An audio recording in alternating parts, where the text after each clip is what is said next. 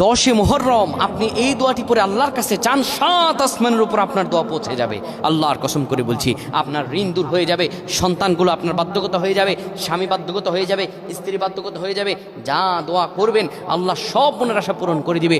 10 মুহররম আপনি যদি আমলটি করে আল্লাহর কাছে চাইতে পারেন, আকাশের উপর আপনার দোয়া পৌঁছে যাবে।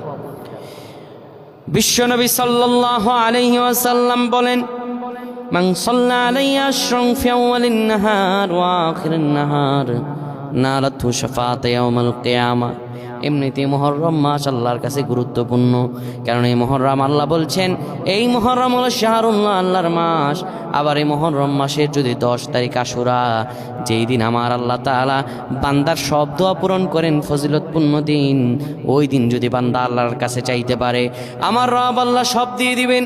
আপনি বিশ্ব নবী সাল্লাল্লাহু আলাইহি ওয়াসাল্লামের উপর 10 বার দরুদ শরীফ পড়বেন। নবীজি বলেছেন, মান সাল্লা আলাইয়া আউয়ালিন নাহার, দিনের শুরুতে যদি কেউ 10 বার দরুদ শরীফ পড়ে, দিনের শেষে যদি কেউ দরুদ শরীফ 10 বার পড়ে, নালাতহু শাফাআত ইয়াউমাল কিয়ামা, আমার নবীজির সুপারিশ তার কাছে কিয়ামতের দিন পৌঁছায়া যাবে। এত ফজিলত এই 10 মুহররমের দিন। আসর নামাজের পরে আপনি কিবলামুখী হবেন। এই যে আসছে শুক্রবার, এই 10 মুহররম এই দিন আসর নামাজের পরে কিবলামুখী হয়ে এই ইসমে আজমটি পড়বেন 10 বার। ইসমে আজমটি শিখিয়ে দিচ্ছি। আল্লাহুম্মা ইন্নী আসআলুকা বিআন্নী আশহাদু আন্নাকা আনতাল্লাহ লা ইলাহা ইল্লা আনতা আল আহাদুস সামাদ আল্লাযী লাম ইয়ালিদ ওয়া লাম ইউলাদ ওয়া লাম ইয়াকুল লাহু কুফুয়ান আহাদ। এই 10 মুহররমের দিন আসরের পরে এটি আপনি পড়বেন 10 বার। এরপরে আয়াতুল কুরসি পড়বেন 3 বার।